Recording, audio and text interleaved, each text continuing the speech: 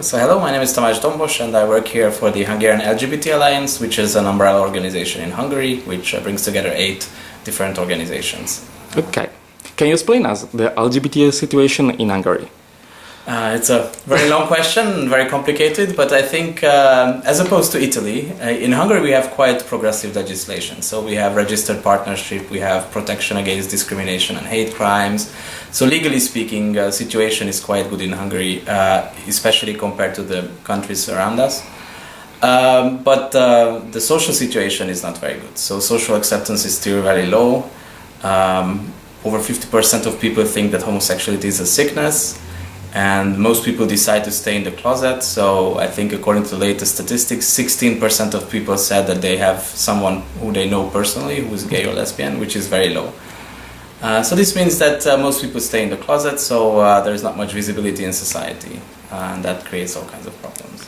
Okay, what about the Pride? You have some problems or it's good? Yeah, actually it's the 20th anniversary of the Pride in Budapest, so we were the first in the Central Eastern European region to have a Pride, so it's been going on for 20 years now. And for the first 15 years it was more or less safe, so there were no attacks. But since 2007 there were attacks against the Pride March, so there's a quite big police protection which is more or less working, so people participating in the Pride March are secure, but when you're going to the Pride or leaving the Pride there are always assaults every year. And we have tried to help those people that become victim of violence. So generally speaking, I think it's a quite nice Pride. It's about 10,000 people, so quite big with trucks and music, but still there are problems around it. We work also with LGBT asylum seeker. Do you have something like this in your country? There is an organization which is providing support for asylum seekers called the Hungarian Helsinki Committee, and they are very LGBT friendly. So we work with them on some cases and do support for their work, but we're not directly involved with LGBT asylum seekers. But I mean, we follow what's going on and we do a little bit of lobbying, and when needed we provide support, but they're the ones that do this work mostly. Okay, the last 2 questions. Can I ask a question? Yeah, I sure. mean, with the problem that you had, how the community reacts?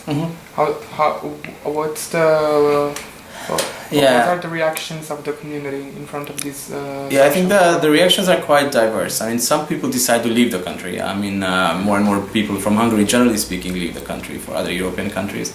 And that's quite big. This movement is quite big in the LGBT community as well. So many of my friends actually left the country in the last few years, partly as a result of all this homophobia going on and partly for economic reasons. That's one reaction. The second reaction, for many years we saw a drop in the number of participants for the Pride. So it was around 2,000-3,000 people before the attacks, and then it dropped to 500, 700. But then in the last 2 or 3 years it's been picking up again. So actually the largest Prides we had in the last 2 years with 10,000 people participating. So it's kind of has this negative influence on the community of leaving and being quite depressed, but also some people decide to actually become more active and be involved in organizations and doing volunteer works and going to the Pride, which is important. So do you have also rainbow families or? Yes, it's been picking up in Hungary as well. It's still mostly about lesbian couples, so not so much gay couples, but some of them also raise families and raise children. There is an organization specifically focusing for them called the Rainbow Families Foundation. So they do these workshops and organize programs for the families. Okay. Legally speaking, that's where we have the most problems. So registered partnership doesn't offer any parenting rights, so no access to assisted reproduction, no adoption, etc. So parenting is still kind of operating in a legal vacuum. Okay. The last question is about the relation with the religious communities.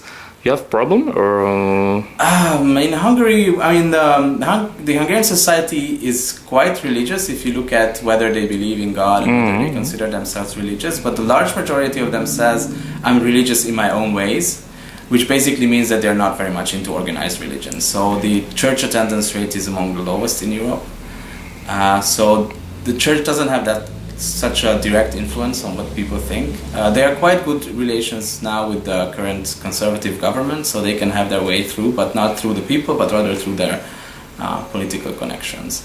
But this government is very strong, I think. No, so they have over 2/3 majority in parliament, or they had. Now they don't. But that means that they could change the constitution. So now we have a constitution which says marriage is a union between a woman and a man. So it's constitutionally not easy to introduce same-sex marriage in Hungary in the coming years. And this is all because of this conservative government that we have, which is composed of two parties, like a large right-wing party and the Christian Democrats, a very small party, but they are very active in homophobia, this small party. So actually they can get their way through with the larger conservative party as well. Thank you, Tamás. You're welcome.